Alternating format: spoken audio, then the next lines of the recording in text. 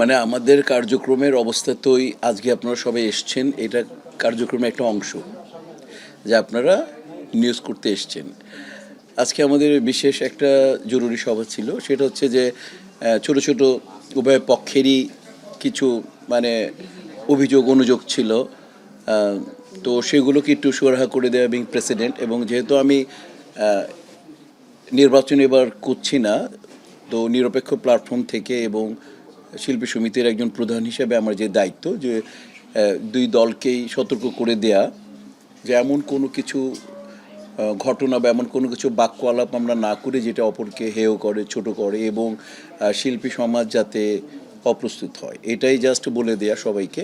যে আপনারা যখন রুম থেকে আজকে নির্বাচন, এখন আমার সাথে যারা আপনারা জরুরি মিটিংয়ে অংশগ্রহণ করলেন, এই মিটিংয়ের এই অংশটা কেবল আপনারা বাইরে বলতে পারবেন, কারণ এটার রিয়াকশান কেউ জানতে চাইলে বলবেন। এছাড়া যখন আপনারা আপনাদের টেন্থে যাবেন বা আপনাদের তাঁবুতে যাবেন, তখন আপনি আর নিরপেক্ষ নই, তখন আপনি একটা পক্ষের, তখন আপনি বলতে পারবেন না। যদি আপনারা কোনো প্রশ্ন সুন্দর করে উত্তর দিতে না পারেন, আপনারা সরাসরি বলবেন যে আমাদের শিল্পী সমিতির গঠনতন্ত্র বলে শিল্পী সমিতির যিনি সভাপতি তিনি সর্বময় ক্ষমতার অধিকারী, আপনারা আমাদের প্রেসিডেন্টকে জিজ্ঞেস করেন। আমি ওনাদেরকে এটা বলে দিয়েছি এবং দুই পক্ষে ইনশাল্লাহ আমার সাথে বলেছি যে ইনশাল্লাহ টুকটাক যে ভুল ভ্রান্তি ছিল এই ওকে বলা টলা যেটা হয় আর কি, সেটা ওনারা করবে না। আরও কিছু আমরা তিনটা শিল্পী আমাদের খুব ভাইটাল, একটু অসুস্থ,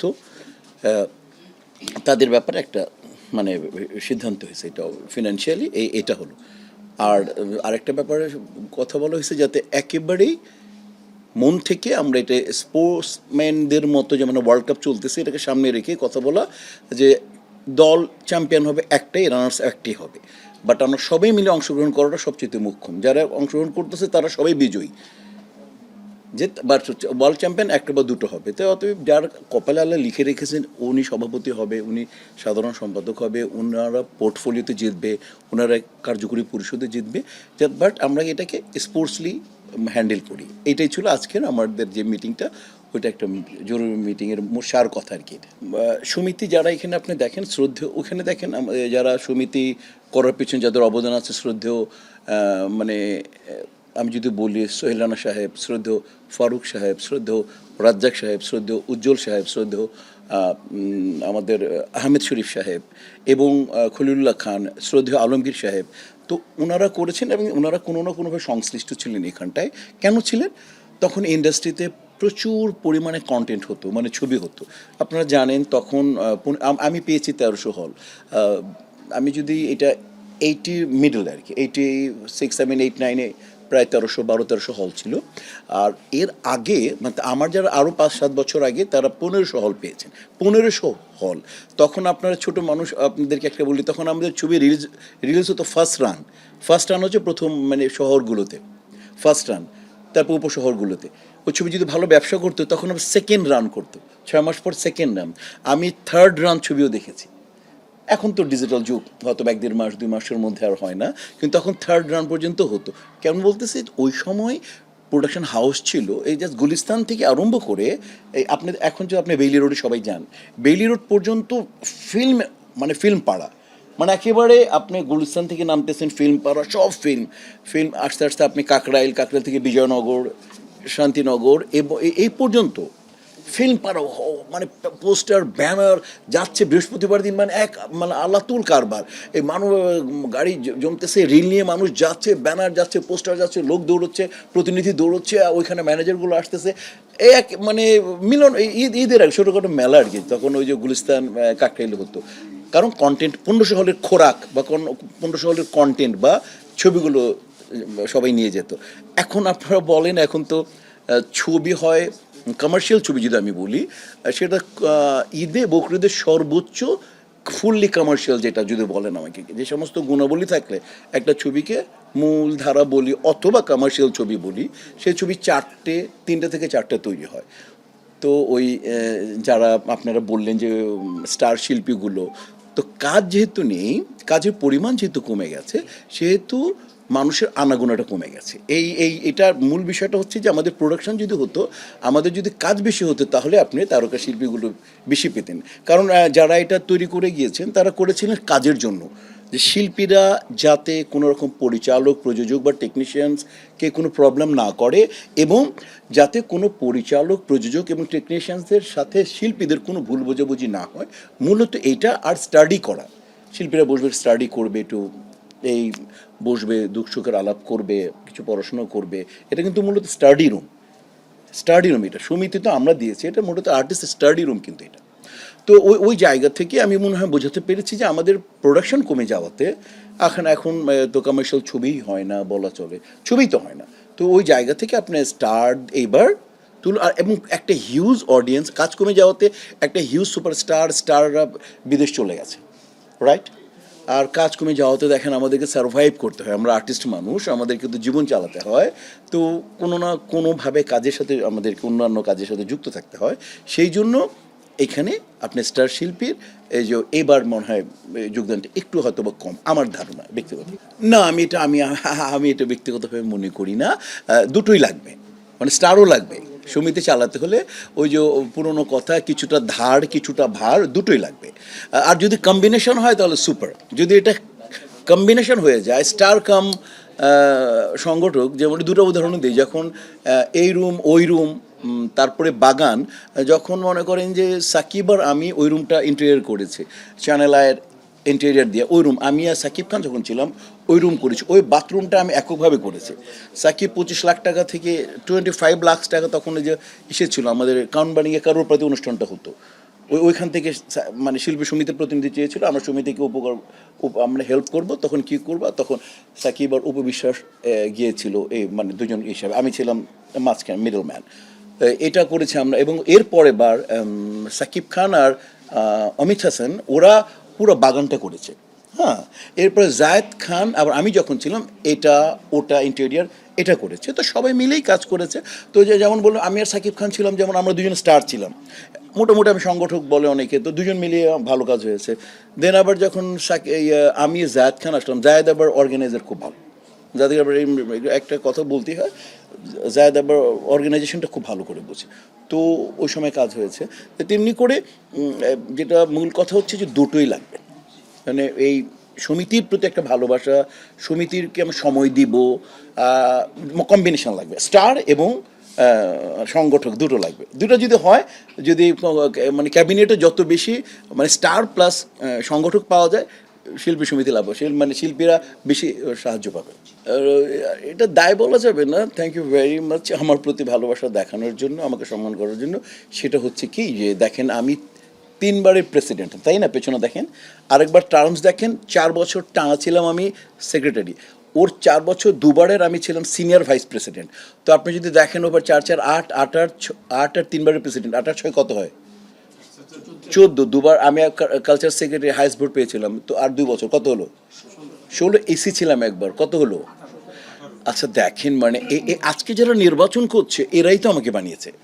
আর এই যে মানে অলমোস্ট 3বার। আর আপনারা ভালো করে জানেন কাঞ্চন ভাই যেবার ছিল, এবার আমি নির্বাচন দাঁড়িয়েছি কিন্তু করি টুরি নাই ভাই, কারণ আমি মনে করি কাঞ্চন ভাই আমার থেকে সব, কেন করি দাঁড়িয়েছি বাট করি নাই কেন, কাঞ্চন ভাই আমার মানে ফিলসফি এরকম ছিল, কাঞ্চন ভাই সব দিক থেকে আমার থেকে অনেক যোগ্য, এই জন্যে আমি দাঁড়িয়েছি, কিন্তু আমি আহামরি কোনো মুভমেন্ট করি নাই।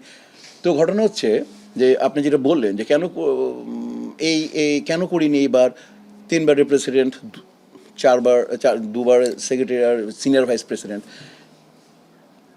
এনারা যারা এখন দাঁড়াচ্ছে এরা সব আমাকে বানিয়েছে। এখন বারবার আমি সুযোগ নিচ্ছি, পরে না আমি সুযোগ সন্ধানী হয়ে যাই, এটা আমার একটা অনুভব। আরেকটা আমার ফ্যামিলি, আপনারা জানেন যে আমার 2টা বাচ্চা বাইরে পড়াশোনা করতেছে থাকে, ওদেরকে একটা সময় দেওয়া, কারণ এখন আমার অনেক বয়স। তো ওই বাচ্চাদের একটা কমপ্লেইন যে এখন তো তোমার কাজের পরিমাণ কমছে, কাজ কমছে, তা আমাদেরকে এখন একটা সময় দাও। তো দুটো, একটা হচ্ছে আমার নিজের একটা ফিলসফি, আমার ব্যক্তিত্বের একটা পার্ট, যে ভাই বারবার সুযোগ নিচ্ছি, পরে না আবার আমি দাঁড়ালেই পাশ করতে পারি, আমার ভিতরে অহংকার চলে আসতে পারি, আমি দাঁড়ালেই তো মানুষ আমাকে ভোট দেয়, আমি দাঁড়ালেই তো ব্রাস ডাবল, আমার প্রতিদ্বন্দ্বীর থেকে ডাবল ভোট পাই। এই অহমিকাটাকে একটু ব্রেক করা এক, দ্বিতীয় হচ্ছে ফ্যামিলি, এটা মূল কারণ। আর তৃতীয়টা হচ্ছে কৃতজ্ঞতা প্রকাশ করা। এই সমিতি আমাকে বারবার বানিয়েছে, আর আমি যে সমস্ত নেতা তৈরি করেছি, যে ওদেরকে একটু দেখবো না, ওদেরকে একটু পরখ করা দরকার। বড় ভাই সারাক্ষণ কাজ করে যাবে, ছোটো ভাইদেরকে যে গাইড দিয়েছি, ছোটো ভাইরা কী করে, এইটাও একটা ব্যাপারটা হচ্ছে কি আসলে সহজ কথা, প্রবর্তন হয় অনেক কিছুই, সব কিছু আমরা জানি প্রবর্তন হয়। আমি ফ্যামিলি দিয়ে একটা উদাহরণ দিই, সেটা হচ্ছে দেখেন বাপ বাপ থাকবে, দাদা দাদা থাকবে, সন্তান সন্তান থাকবে। তা আমার দৃষ্টিতে বাবার দাদা হচ্ছে কাকরাইল, গুলিস্তান, এফডিসি, বাপ বাপ থাকবে। এটা ইতিহাস, এটা ইতিহাসকে কিছু করা যাবে না। এখন আপনি অন্য যে জায়গার নাম বললেন, আমি ওই যে কোনো জায়গার আমি উল্লেখ না করি, সেই জায়গায় কি আপনি কোনো আমাকে যদি আপনি বলতে বলেন যে গুলিস্তানে আপনি 3টা প্রোডাকশন হাউসের নাম বলেন, আমি 30টা বলতে পারবো। আপনাকে আমাকে যদি বলেন যে গুলিস্তান থেকে কাকরাইলে আপনি 5টা প্রোডাকশন হাউসের নাম বলেন, আমি আশা করি 25টা বলতে পারবো। কিন্তু আমি যদি আপনাদেরকে জিজ্ঞাসা করি যে আমাকে, আপনি যে বললেন যে জায়গাটার নাম বললেন, আমি কোনো জায়গার নাম আমি না বলি, আপনি যে জায়গাটার নাম বললেন সেই জায়গায় 5টা হাউসের নাম আমাকে আপনি বলতে পারবেন? কঠিন। পারফেক্ট। আপনি বললেন কঠিন, আপনারা বললেন কঠিন, যে 5টা হাউসের নাম বলতে পারবেন না। আর আমি দেখেন অকপটে বলে দিই, গাজী মাজহারুল আনোয়ার, শ্রদ্ধেয় গাজী মাজহারুল আনোয়ার সাহেবের প্রোডাকশন হাউস ছিল গুলিস্তান। আজকে আপনারা যে ভালোবাসা নিয়ে মানে এই বিনোদনের বিট করেন বা নিউজ করেন, এই ভালোবাসা আপনার প্রত্যেকের স্মৃতির মনস্ফটে দেখেন। ওইখানে জসিম সাহেব আছে, রাজ্জাক সাহেব আছেন, সৌদি সোহেলানা সাহেব আছেন, দেখেন James James production Gulistan, Rubel সাহেবের সৃষ্টি মাসুদ পারভেজ করেছে গুলিস্তান। আমি আপনাকে মনে করেন আপনি গাজী মাজহারুলের প্রত্যেকটা ছবি সুপার সুপার ডুপার হিট। তো আমি খালি মানে অল্প বললাম যে এই দেখেন 3-4 লোককে আপনারা সবাই চিনেন। তো এই প্রোডাকশন হাউস ওখানে। আর গুলিস্তানে যদি চলে আসবেন, এখানে অ্যাটলাস মুভি ছিল, এখানে নায়ক রাজ্জাক সাহেবের কাকরাইলি কোনায় ছিল রাজলক্ষ্মী প্রোডাকশন হাউস ছিল, দেখেন ওইখানে ফারুক ভাইয়ের প্রোডাকশন হাউস ছিল। আমি আমাদের নায়ক নেই, সুচন্দা আপার ছিল, ববিদাপুর ছিল, তারপর মনে করেন ওমর সেনের ওইখানে প্রোডাকশন হাউস, আমার প্রোডাকশন হাউস ছিল গুলিস্তান, এই কাকরাইল। তাহলে বন্ধন কথাচিত্র ছিল, মনোরথ ছিল, তারপর প্রেস ক্লাবে ছিল অনেক বড়, হাসান ইমাম সাহেব থেকে আরম্ভ করে শমশের ভাই, সনোয়ার মুর্শিদ, এই যে মিন্টু, এই ওনাদের ছিল। আবার প্রেস ক্লাবের যে অপোজিটে ওই জায়গাটাও ছিল। তো এতগুলো হাউস ছিল আগে, বাট এখন তো যে জায়গাটা আপনি বললেন আমি বলতে পারবো নিকেতনে আপনি আমাকে 3টা হাউস যেখানে যারা ছবি করে রেগুলার বলতে পারবেন? ওই যে বললাম না, বাপ বাপ থাকবে, দাদা দাদা থাকবে, সন্তানকে অস্বীকার করা যাবে না। সন্তান বাপ দাদার কতটুকু পারফরমেন্স নিয়ে চলতে পারে সেটাও দেখতে হবে। এফডিসি তীর্থভূমি থাকবে চলচ্চিত্রের, কোনো বিকল্প হবে না, হওয়ার কোনো চান্স নেই। কারণ মনে রাখবেন, তাজমহল যখন একবার সৃষ্টি হয় তেমনি এফডিসি একবারই সৃষ্টি। এফডিসিতে কন্টেন্ট 45 বছর এফডিসি যারা ডিরেকশন দিচ্ছে তারা চালিয়ে নিয়েছে। এখন আপনি যে জায়গার বললেন তাদের কোনো প্রতিনিধিকে বলেন যে হল পাসটা বাড়াতে, কিন্তু এফডিসিতে যারা ছবি বানাতেন, যে মেধা নিয়ে বানাতেন, যে চিন্তা চেতনা নিয়ে বানাতেন, তারা যে টার্গেট অডিয়েন্স করতেন, হল 1200, 1300, 1400, 1500 ছিল এফডিসি ডাইরেক্টর প্রডিউসাররা যখন ছিল। এখন আমাকে দেখান এমন কোনো প্রোডাকশন হাউস, এমন কোনো নির্মাতা যে 5টা হল বেশি বাড়িয়ে দিয়েছে। কাজে হচ্ছে মানে দাদা দাদা থাকুক, বাপ বাপ থাকুক, সন্তান সন্তানের মধ্যে থাকুক। আচ্ছা, এটা একটু খুব জটিল প্রশ্ন। দেখো, প্রশ্ন মনে থাকবে না, অ্যান্সারটা আপনারা মনে রাখবেন।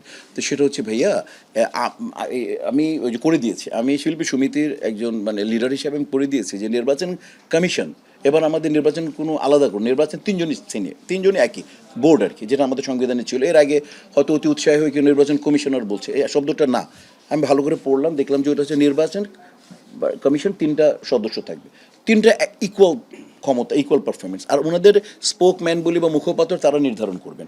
তো ওনারা যেই রীতিনীতি করে দেবে ওনাদের দায়িত্বে সহকারে, আপনারা তাদের কাছে জেনে নেবেন। বাট কোশ্চেনটা খুবই ভালো লাগছে যে আপনারা যারা একেবারে স্টেক হোল্ডার সাংবাদিক আছেন বিশেষ করে, তারা অবশ্যই, আমি কথাটা আমাকে আপনার মনে দিল, আমি নাই যারা নির্বাচন পরিচালনা করে, আমি নাই, বাট আমি নিরপেক্ষ প্রেসিডেন্ট, একজন লোক হিসেবে, প্রেসিডেন্ট হিসেবে আমি তাদের সাথে তার কোনো সহযোগিতা লাগলে আমি কোনো পরামর্শ করতে পারি। বাট আপনাদের প্রশ্নটা আমি অবশ্যই বলবো যে কতজন আসবে, সবাই আসলে তো শিল্পী সমিতি মানা সম্ভব না।